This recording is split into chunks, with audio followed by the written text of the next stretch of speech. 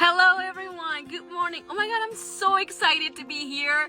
I followed this account forever, like way before I became an au pair, so it was always one of these things that I needed to check off. Like, I really want to do the takeover.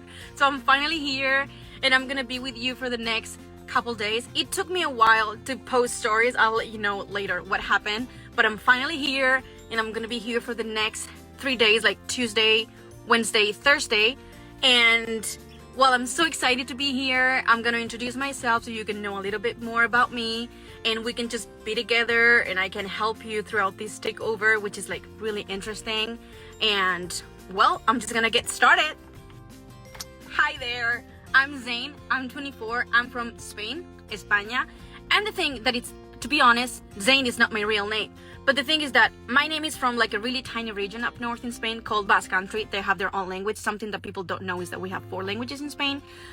And they have really different sounds. So if you don't speak their language, which is Euskera, it's really hard that you know how to pronounce their words and what it means. So the thing is that back before I was even born, not even my grandma was able to say my name. So we decided to just keep it like Ainza instead of Ainchane, which is the way that my name should be pronounced. The thing is that Ainza, it's a hard name in Spain. Like, people can't even pronounce it there. So just like an easier version of it can be Ainza. But even in the US, that was too much. So I just decided to cut it out and Ainza. Just keep the Zane. And if you pronounce Zane in like an English way, it'll be Zane. So that's the story about my name. I just wanted to put you in the picture and give you a little bit of background why I go by so many different names. And well, as I told you, I'm 24. I come from Spain, like a coastal town, coastal city called Alicante, right by the Mediterranean Sea. So it's a really nice, sunny area. And I am a certified English teacher. I knew I always wanted to do something related with education, and I've always loved English, so that was like the perfect chance for me to be an English teacher. And I always wanted to be I never wanted to be that kind of teacher that teaches English, but she's never really lived abroad, and the accent is not good, or they don't really know anything about culture and what it's like to be in America, what it's like to be in England, Australia, whatever. So I knew that I always wanted to live abroad, and being an au pair with Au Pair in America was the perfect chance for me to, make these things meet together. And well, I'm gonna tell you all about it. So I've been an au pair for 1.5 years. I first moved to San Francisco, California. That's where I started out my experience. I lived there for 6 months. Then I moved to Chicago, Illinois, where I lived for 5 months. And then I moved to Arlington, Virginia, which is where I'm living right now. This is currently where I am, where I'm being an au pair. And I would say the best thing about this situation experience that I had is that I have had the chance to live in different places, visit different states, and get to know how different areas work. Because oh my god, the US is huge. I wouldn't say Spain is a small country. I would say mid-sized. There's smaller countries like Portugal, but if you compare anything to the US, it's so teeny tiny. It's like the US, it's humongous, it's huge. So that, I would say, that's one of the best things, that I've got the chance to see what it looks like in different places, visit around, travel, and I think that was amazing. So I've been an au pair in Arlington for almost 9 months, and I take care of 2 boys. They're 5 and 8, and they're the cutest thing on earth. And if you have any questions, I'm just gonna leave a box right here, and if you have any questions about my schedule, my routine, what do I do with the boys, what's my schedule like, what do I do during the day, please don't hesitate.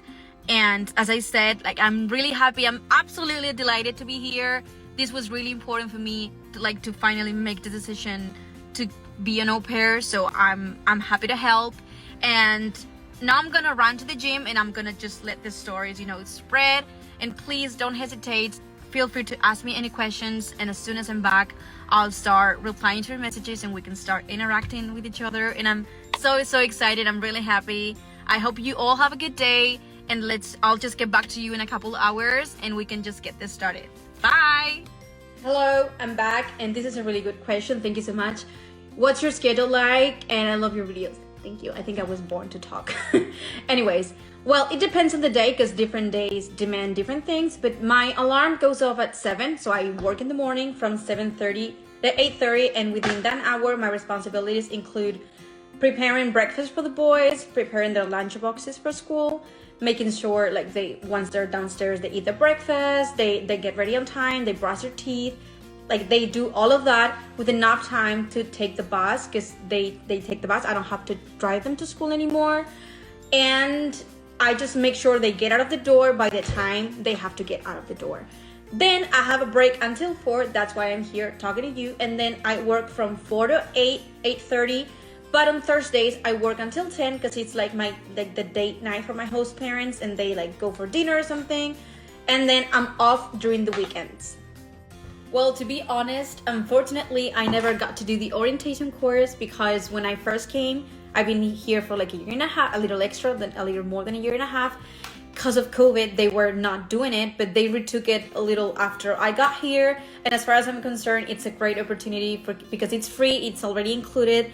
I think you're in New York City for like 3 days, and that's like a perfect chance for you to meet other au pairs. And they try to, if I'm not wrong, they even try to set you up with like people in the other au pairs in your room are from your area. Like if you're an au pair in Austin, Texas, they try to set you up with someone from Austin so that you already have a friend there, because that's one of the things that like reality hits you in the face when you are I think it's fantastic when you leave your country, but then when you're on your way here, I'm like, oh my god, am I gonna make friends? How do I meet other people? So that's like a great chance to meet au pairs from all over the world in your same situation that have been struggling with the same things. So there's actually a lot to do right here, and I would say the DMV area, we understand DMV as District, Maryland, Virginia, it's packed with au pairs. There's a lot of au pairs in this area, in this coast. And there's a lot to do here in downtown Arlington. You can go there's movie theaters, there's the mall, you can go for breakfast, dinner, lunch. There's tons of diners, movie theaters, whatever. There's everything that you can think of, it's here.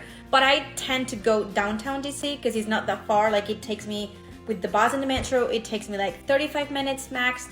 And there I like to go and visit the National Mall, which is also like Washington DC is the capital of the US. So all of the malls, all of the museums are free. So I love going to National Mall, it's called. It's not a mall like Clothes Mall, it's a national mall where there's tons of museums and all of them are free. So it's actually pretty interesting to spend there your weekends. This is definitely a hard one because as an au pair that's lived here for a year and a half, it is not a big secret that the US is very, very expensive, especially if you compare it to, like, for example, in Spain, it's a way cheaper country. There's a different economy, of course. But what's my advice? The thing is that I also happen to be an au pair extraordinaire. So Au Pair in America, there's different options. You can be a regular au pair, which you get paid $195 per month. But I'm a certified English teacher, so I don't make $200. I make $300, which I'm not gonna lie, I'm not gonna sugarcoat it. It is amazing. It helps me a lot. But also you have to take into account that also the taxes are gonna be higher. So I pay more taxes than regular au pairs, also because, well, I get paid more money, basically. So this is a very hard one because it could go on and on and on. But prioritize road trip over like flying to places, because, for example, I live in Arlington. If I wanted to go and spend the weekend in New York City and I flew there, that could be easily $200. Otherwise, if I take the bus, which can be $60 round trip, it's gonna be way cheaper. Also, I love traveling alone, but the truth is that it's very expensive because you cannot split anything with anyone because it's just on your own. So I suggest you find travel buddies. Travel buddies will make everything be cheaper because you can split accommodation, gas, car rental, whatever you pay together, it's gonna be cheaper than if you do it alone. Something else, like, I know we all love doing things on the weekend, but try to go for like things that are cheap or even free. Like if you wanna hang out with a friend and you go to Starbucks, just take into account each of these is $8. You can save that. So maybe you can go to a grocery store and cook at home. Something else that you could do to like be aware of your money is to open, this is what I did and it really helped me. It was a turning point actually. You can go to your bank and open a savings account. This will help you be aware of how much money you actually have, because I tend to look up, like, to open my bank account and say, oh, I have 4,000. No, you don't have 4,000 because you have to pay for taxes. You have to be aware that surprise expenses might come up, and you shouldn't think that what the number that you see is the number that you have. So I suggest that you open a savings account, and you can set an automatic transfer, so that let's say that you get paid every week 200 and you want to save every week 100. So every week you'll have an automatic transfer from your main account to your savings account, so you can just like not count on that money, and then you can, you know, like just be aware of how much money you actually have and how much money you can actually use. So moving on to something else, yes, you are allowed to go back to your country and leave the US during your first year. But like going back to what I just said, this is, for example, one of those things that you should take into account if it's really worth it to do it or not, because you're going to be paying a lot of money for that ticket. And I don't know, I just wanted to like mention it with like what we're talking about before. But yes, you're allowed to do it. Like I did it.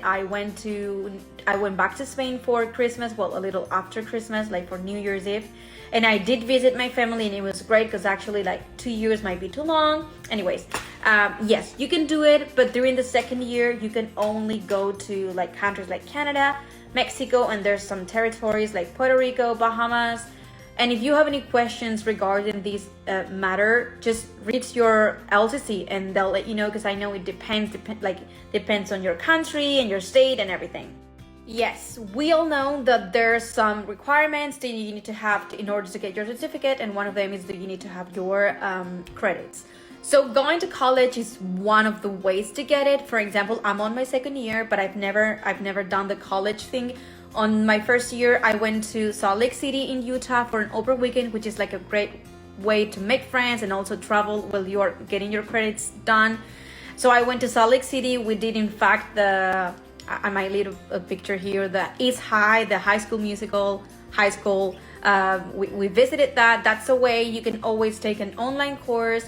But for this, I would suggest you reach your LCC, because she'll let you know what's in your area, what things you can do.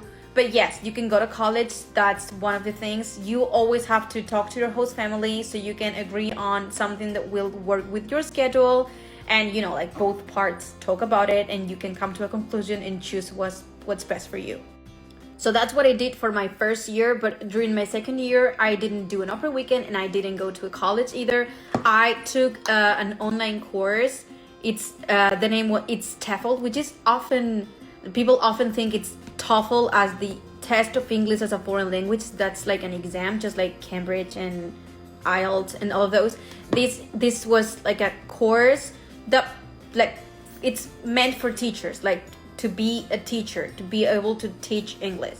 So this TEFL is teaching English as a foreign language, and I did this with Bridge, if I'm not wrong. I can search it up and like type it here. And I took an online course that took me, well, the time that I had was 3 months. I usually finished it within like 2 months, but that's also something else you can do if you don't have, like, if your schedule is not flexible to like go to a college, like physically go there, you can always take an online course too, and that'll help. Okay, so I'm gonna take a break now because I'm on my way to pick up my kids from the bus stop. And also I am walking these girls. They're also part of the family. I'll introduce you to them later. Their names are Mara and Sophie. And, well, we are gonna pick up our boys from the bus stop, and I'll get back to you later. I'll keep answering questions, and I can also introduce you to these ladies. Hey girls, do you wanna say hi? That's Sophie, and this is Mara. Hee. Come on girls, let's get the boys. Of course, let me show you around. So guys, welcome to my room. I'm really lucky because I have the bathroom attached to the room, and here I have a really large shower, toilet, sink, me, skincare routine, and I have one of my favorite corners is here. You can see like my family got me an Instax for my birthday, so I like taking pictures whenever I travel. Here I like to display my vertical postcards. You can see I have an obsession with postcards. So like here are the vertical ones.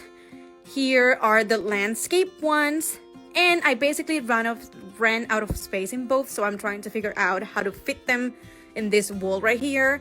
Then I have like this really big closet. You can see it's huge, And here I have my clothes, and basically future Zane is gonna have to handle this situation because I'm gonna be in too big of a problem whenever I have to pack all of these and go back to Spain, because it is not gonna fit the way it came.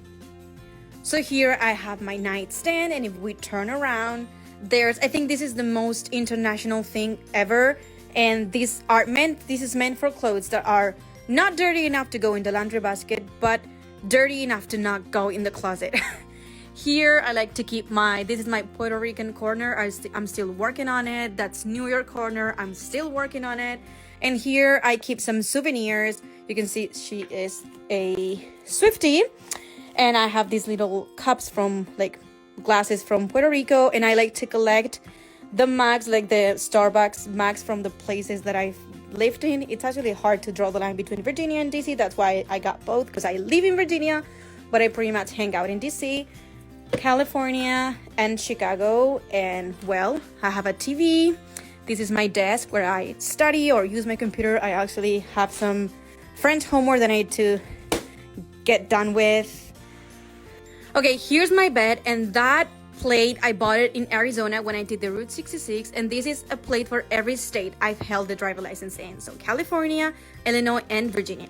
That thing over there, it's my favorite corner by far.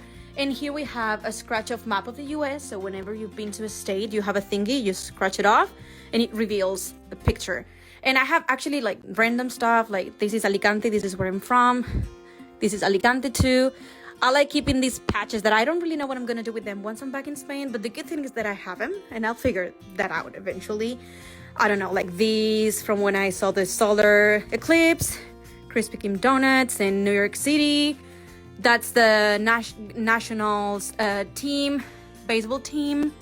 These I bought in Maine when I visited with my best friend from the US. And well, this is definitely, I have some keychains, and this is definitely my favorite corner in my room. So this is it. I hope you guys liked it, and I'm actually really grateful and thankful because I love my room. It's pretty cozy, and as you've seen, I've actually put a lot of thought and effort into it, because I think my room is really important for me. It's by the end, at the end of the day, is the place I go to when I'm done working. So I just want to feel cozy, and I want to feel comfortable, and I want to feel home as much as possible. So that's why I put a lot of effort on it, because whenever I have a bad day or I'm down bad or something, and I look up to the walls and I just see how much I've done, the places that I've visited, how far I've come, and I just feel slightly better, oh, just look at that, look how much you've done. Some days can be really hard, some days you can miss Spain so much, but you take a look and then you'll say, oh my god, I've done amazing so far. Amazing, that's what my host kids say. I'm amazing. So I think what you're trying to say is that how long does it take for the agency to review your profile so that they can publish it, they can be active so that families can see it? So I can't recall exactly, but I think it took from a month to 2 for me. But actually, my advice here is be patient. I should apply that to myself too, but be patient, because it's really important to have a really good foundation and a really good profile, because that's basically what your families are gonna see. So you need to have a really eye-catching and engaging profile. So if your agencies or agents, whatever, are taking time and putting a lot of thought into it, it's for the best, because you really want to have a really eye-catching and engaging profile. And if you have any questions, you can always reach them out, send them in a message, but just take into account you need to be patient to have the best result. So guys, I am actually really tired, so I'm gonna call it a day. But I did write down some of the questions I really want to answer tomorrow. I've taken notes right here. I might not have papers or notebooks around, but I have as many bags as postcards I have. So I have thousands of these. So, well, I took these, I jotted down the questions that I really want to answer tomorrow. Right now I'm done. I don't have any more energy left, and I really need to finish my French homework because I have class tomorrow, and guess who hasn't finished that? Well, me. So I'll handle these first thing tomorrow in the morning, maybe second. Well, I just want to let you know that it was a great experience. I really loved this first day, and I think after like doing it today, I'm getting the hang of it, so I'll know how to handle this better tomorrow. And well, thank you so much for all your questions, and good night. Do you think it's easy to eat in restaurants as a vegetarian? Well, I am not a vegetarian myself. I have made the decision to not eat meat anymore. I think last time I've been not eating meat since May, and I've had zero issues like finding vegetarian and vegan options. I'm not a vegetarian because I do eat fish every now and then. I've decided just cut, like just cut off the meat, but I do eat fish every now and then. But the thing is that this is the US. It's very like there's options everywhere, and most of the times you have a vegetarian or even a vegan option. You should totally be fine. I don't know if you mean Arlington, Virginia / DC or like the US in general, but I would say there's options everywhere. That's something I will struggle with maybe when I go back to Spain. I feel it's gonna be different. But here in grocery stores, you have everything, and it's not just vegetables. You have protein packed meals like tofu and beans, not just vegetables. And then regarding grocery stores, I would say there's tons of options. For example, because something we struggle with is that restaurants sometimes think, at least in Spain, it's like vegan or vegetarian. Oh, just vegetables. Hey, we do need protein. And there's protein in like food that everyone eats. So here in grocery stores, they have a lot of options. It's not just, oh, you just buy vegetables and canned beans. No, they have tons of like types of tofu. You have like silken tofu, extra firm tofu, cube tofu, like marinated with like Asian or I don't know, Moroccan, and you also have chickpea tofu or falafel. Like, of course, you can have more processed food or like less processed food. I tend to go for less processed, but there's like plant-based sausages, plant-based meat like fake beef or burgers or cheese. Like, there's tons of options. I love your energy. Was there ever a moment in your life when you said, I'm done, I'm not gonna do this anymore? Yes. I'm really bubbly and like positive, and I come out like someone really active and energetic, but I'm not always on my highest spirits, they call it. And yes, there's been tons of moments where I felt like, well, actually, I wouldn't say tons of moments, but there's been like a couple that were really hard, and I have to recognize, I did say, what if I have to go back to Spain? What if I'm done? What if that's it? What if this is all I had to learn? But I would say it is precisely on those situations where you need to bring up, up yourself and just say, hey, I'm so proud of what I've done. This is amazing. I'm gonna be proud and I'm gonna value this forever. And I'm living the story I wanna tell one day, like someday, to someone. I am amazing. I can do this. And I know this might come out like a super topic, but what doesn't kill you does make you stronger. And in those moments you are growing, like you're having such a personal growth. What I suggest also, like, make sure you have friends you rely on. Being an au pair can sometimes be very difficult, being far from home. Like, also like the time difference. Let's say I have an issue one day at night, it's 3 a.m. in Spain. Who do I talk to? So I think this experience is not just about the cultural experience and the learning English. I think it's even bigger than that. It's like personal growth, being resilient, being able to handle a situation where you're not feeling comfortable. Be comfortable being uncomfortable. That's something I would say it's really important that I've learned. Like, having to, when you're down bad and you are not in your high spirits, you have to bring yourself up. So I guess what I'm trying to say is be wise about who you want to be around you, and like choose your friends wisely.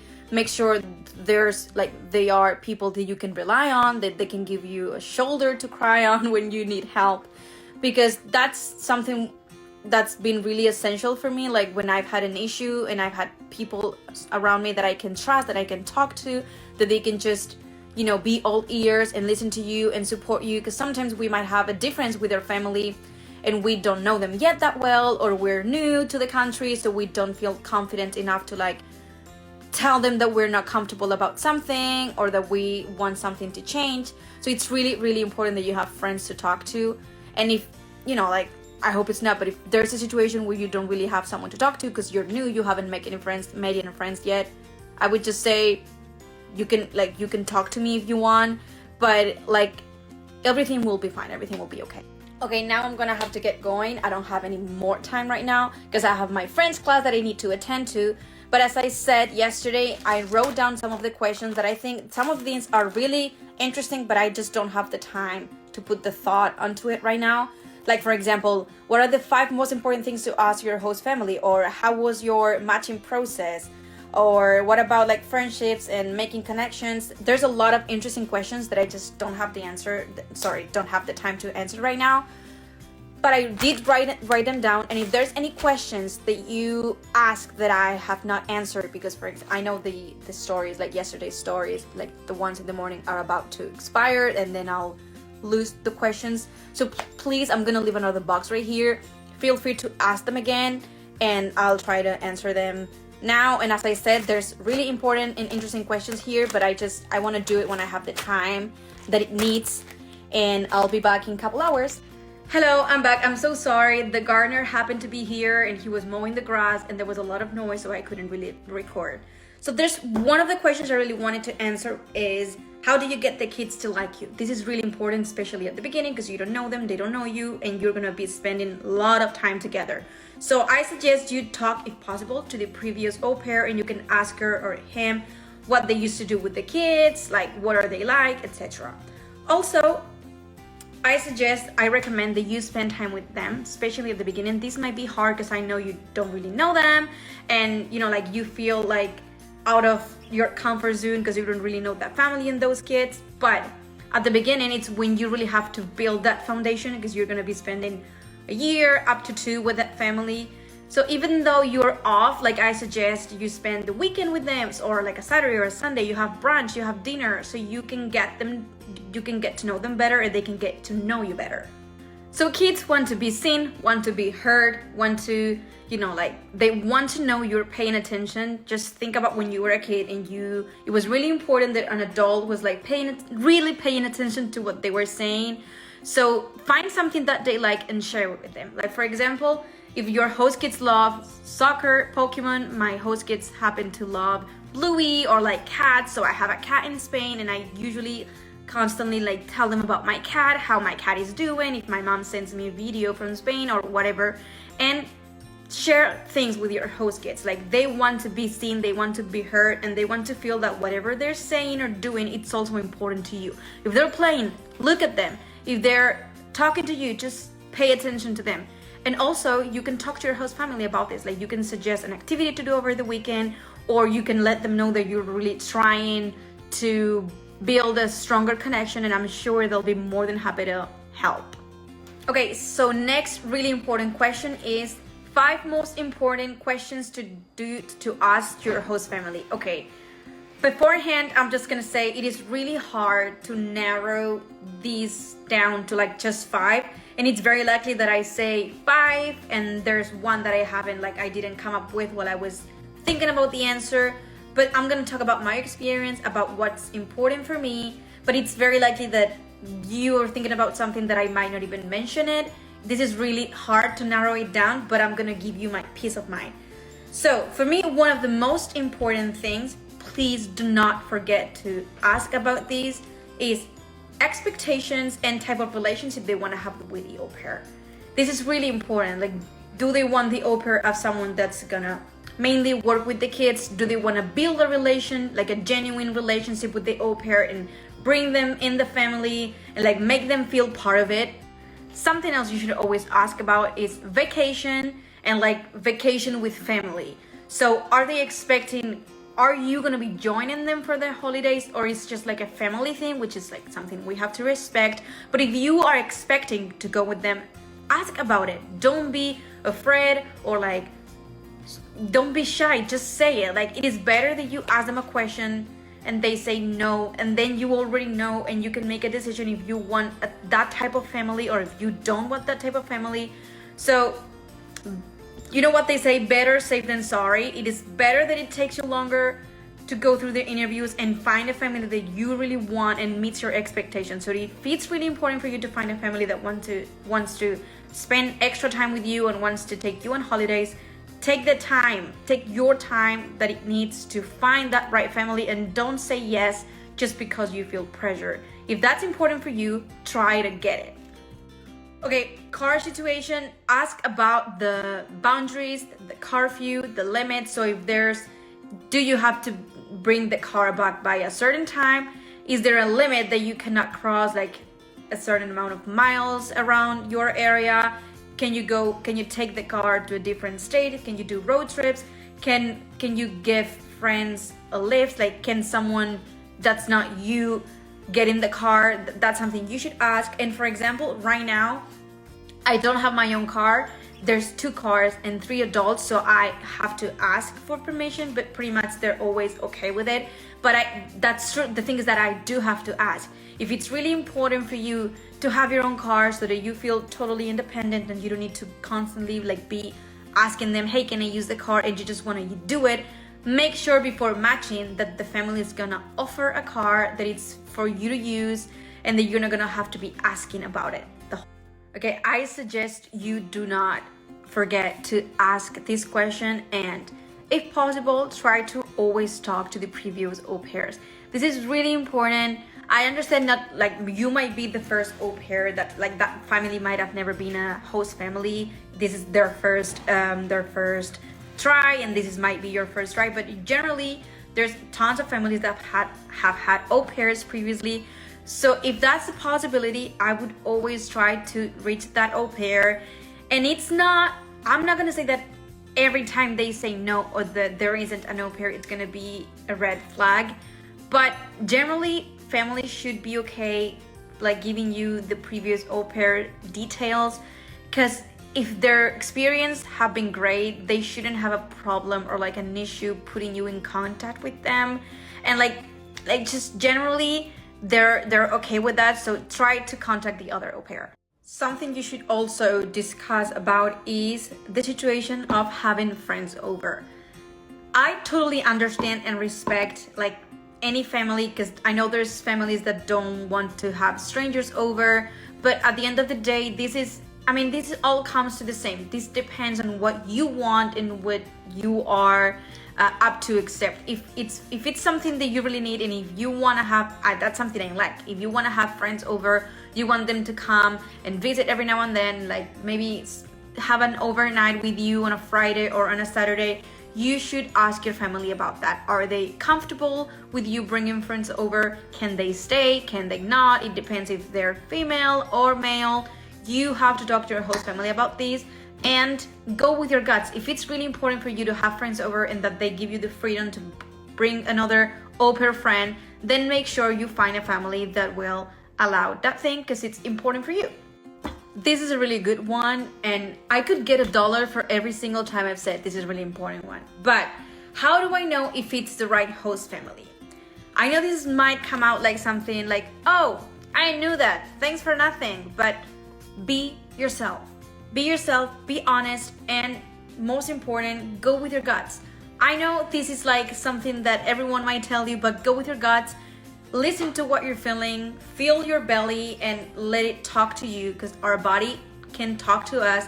And if while you're in the interview, you're feeling tense or not you can't feel that the thing is flowing, just listen to that. Pay attention to what your body is saying and it's telling you, and just be comfortable. And if you need to ask 150 questions and they're the right family, they'll be more than happy to help, more than happy to answer, and they'll be understanding. And just go with your guts. Can you talk about the driver license in the US? Is it hard to get? Okay, so it's gonna depend on the state you live in, because every state has different rules. But basically, you need to get an appointment at the DMV. That stands for Department of Motor Vehicles, something like DGT in Spain. And you're gonna have to present some paperwork, but your LCC will help you through the process. But you need some sort of identification, like either ID or your passport, or for example, the letter of the confirmation / participation letter that you get when you are part of the program, that it says I am, you name it, living in, you name it, in this address and everything, so they know that you're a real person, that it's, under a program, and that everything's fine. Next, once you have all the paperwork and you have your appointment, you're gonna have to take a test. And once you pass the test, you'll be able to go to the second and final part, which is the behind the wheel exam. Will you get in the car and take the exam? But what if I have to move? What if my family decides to move to another state? So what you have to do is go to the DMV again, and they'll let you know about the process. For example, well, actually, I think you can see them right here. These are the 2 driver licenses that now are part of my souvenir wall.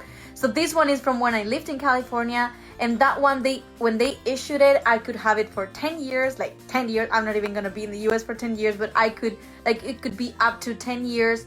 Then when I moved to Illinois, I had to do all the paperwork to change the address and everything, but I didn't have to go through the test and the behind the wheel exam again. It was just paperwork. Then when I moved to Virginia, I had to do the exact same thing, but again, different states have different rules. So the paperwork that I did, it wasn't actually the exact same. Like for example, in Illinois, they needed a couple of documents, and in Virginia, they needed an extra one. So it depends on where you're gonna be moving to, but you'll be fine.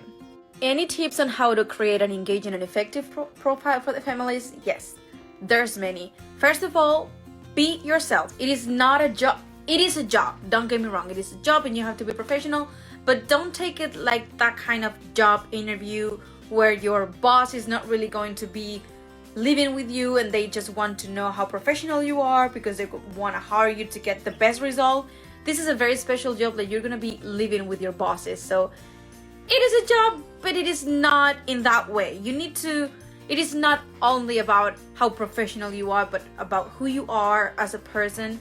So try to show yourself and to let them know. Just think it like, try to be in their shoes. If you were to hire someone to take care of your kids and like to live in your house that you've paid for and you've worked so hard on, what would you like to see? What would you like to know? What kind of person would you like to welcome in your home, basically? Another tip could be, make sure that you talk about yourself and about who you are on the video or like pictures you're showing. I know we all want to create the perfect and engaging and attracting profile for the families, but don't forget to show your true self, because again, you're gonna be living together. So make sure you let them know who you really are. Talk about your hobbies, about your household. Who do you live with? Do you live with your mom, with your dad, with your brothers, with your grandparents? What do they do for a living? Are they living far? Are they living close to you? Do you have any pets?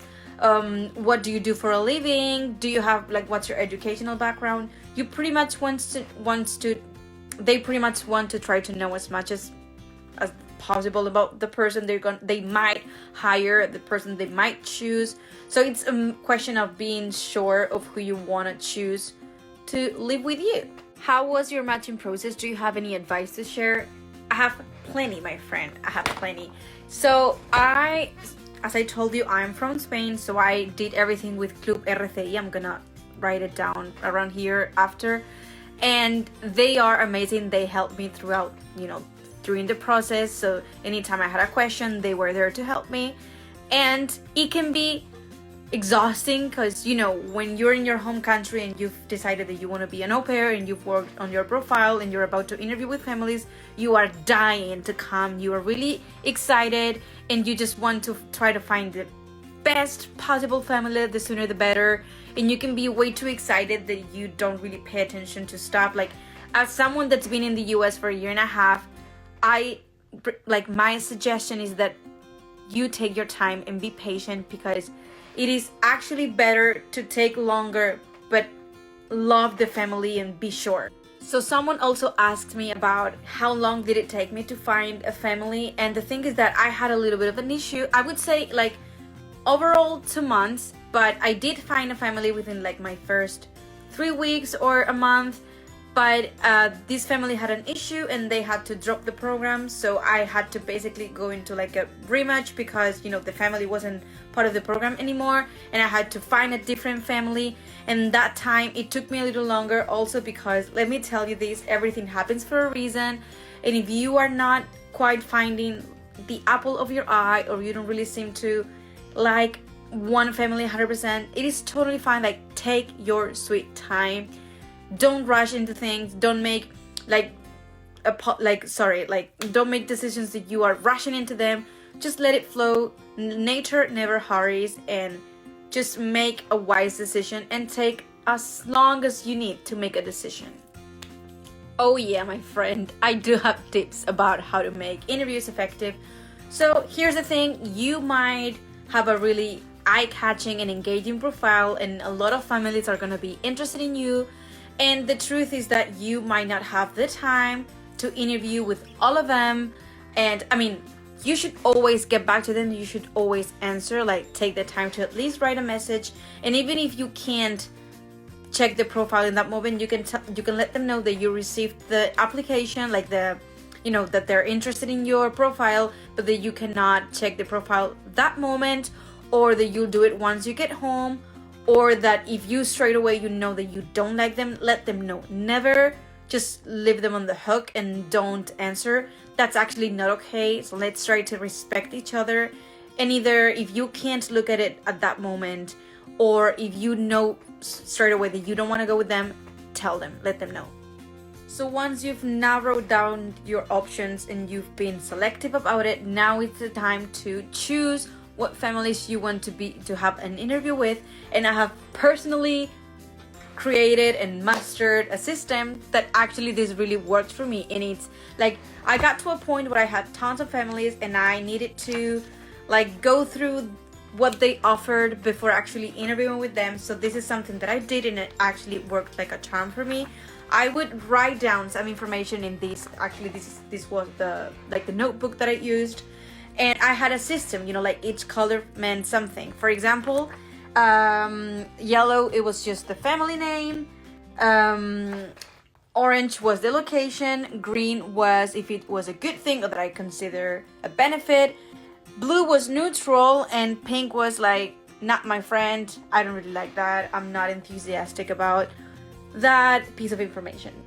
So this was actually something really helpful and useful, because once you've read 3 or 4 families, you don't really remember which one, like what was the difference, like, oh, did I have a car, did I not have a car, what family did I have to take care of a 3-year-old, like you don't really remember. So this is like a really visual way to make, like, to be aware of, like, for example, this is a really good option because there's only 2 things that I don't really like.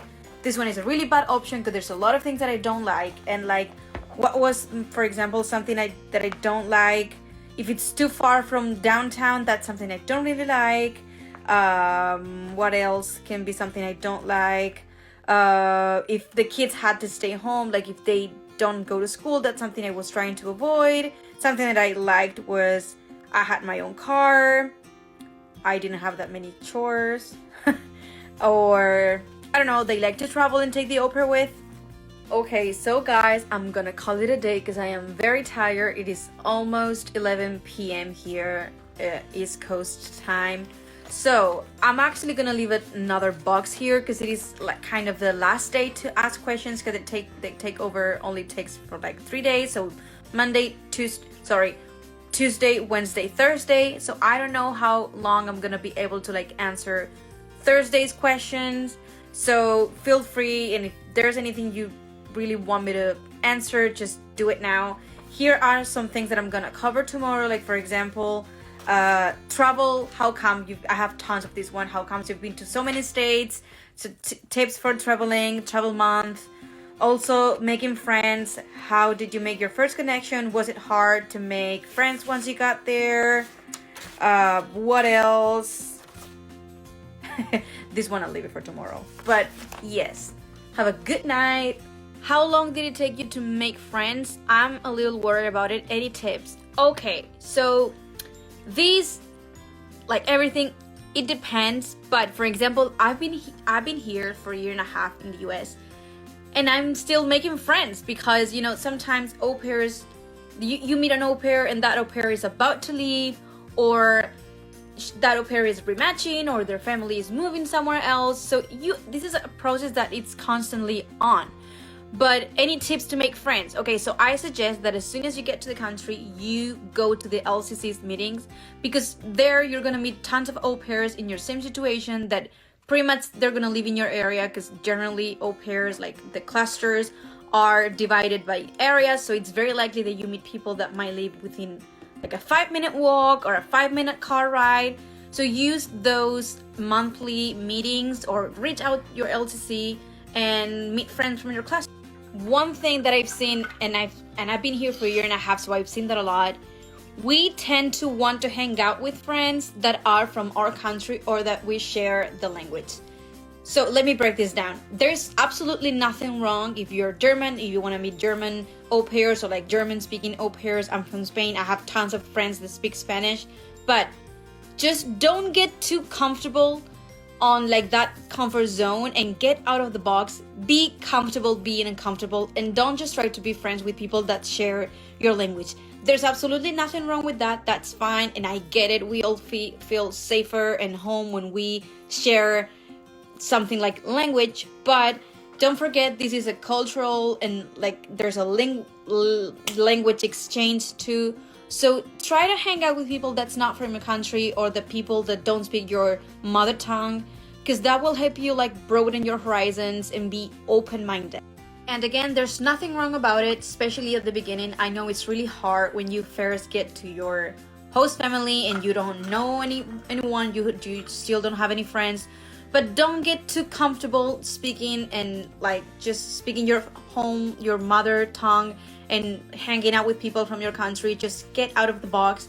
For example, I have tons of friends from Spanish speaking countries like Spain or Colombia, Mexico, Chile, Puerto Rico. But it is time to also take advantage of the experience and have friends from all over the world. I also have friends from South Africa, Germany, France, Portugal, and this experience can also even give you the chance to know and like know more about where you come from. Like I'm from Spain, but I've never actually experienced being friends with people from all over Europe and like getting to know more about my own country and continent.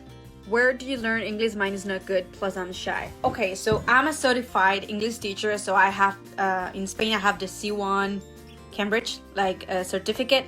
And I do have experience, like before I came here, I worked as an English teacher and I also worked as a conversation partner with students in Spain. So I had a really good level of English, but yet it wasn't as good as it is now.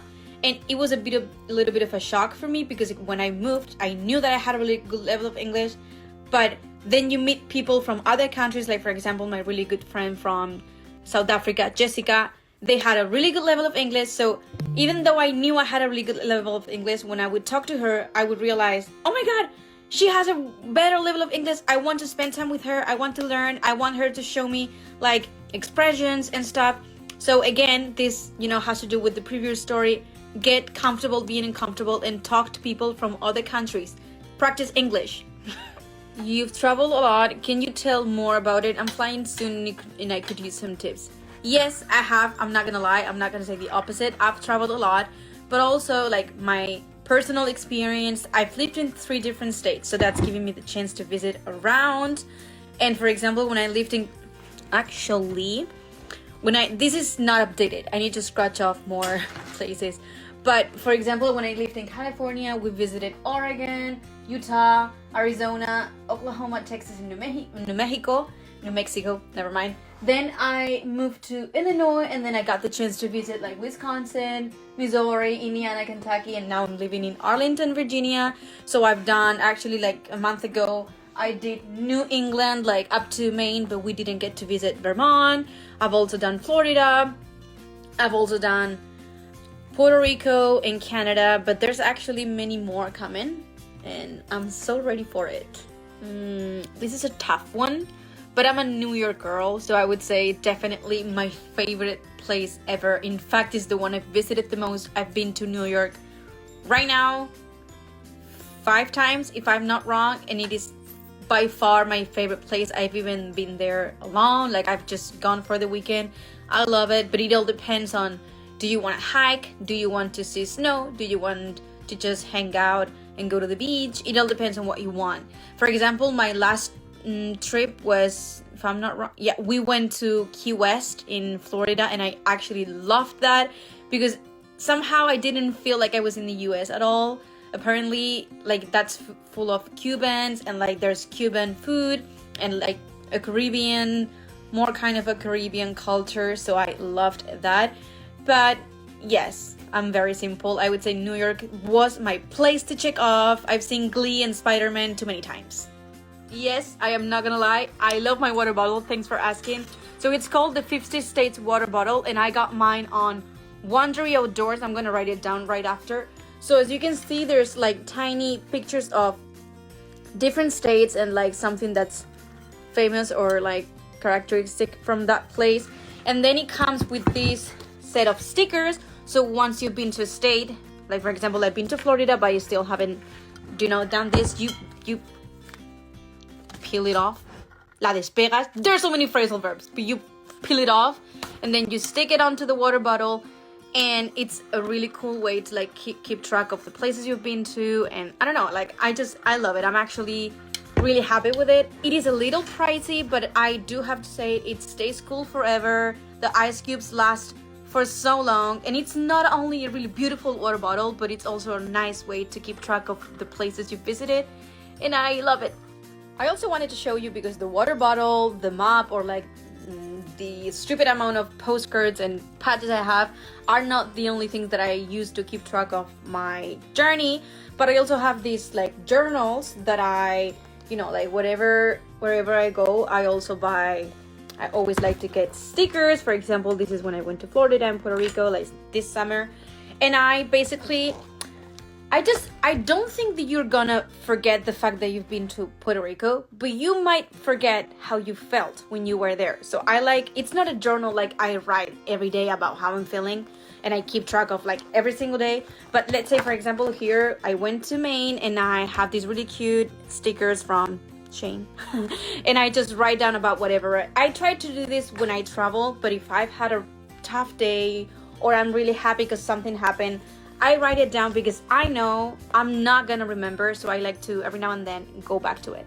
I really love this one. Thank you. I wish someone like you had helped me before I came to the USA. Well, actually, thank you, because as I said before, this was really important to me because I used to follow the account and I used to watch the takeovers while I was still in Spain, way before I finally made a decision to be an au pair and go for it. So it means a lot that back then I used to watch the takeovers and wonder, what if I do this? What if I go to the US? And now I'm here on the other side and I'm doing it, so it actually means a lot. So thank you all for interacting, for asking questions, for watching them, for sending questions, for interacting with the content. And thank you Open America for letting me be here. I really had so much fun. I loved it. I hope I can be here again soon. Thank you all, and if there's any questions I didn't answer, I am so sorry. There was a bunch. I tried to do my best, and I'll leave my profile here so you can see me. Bye!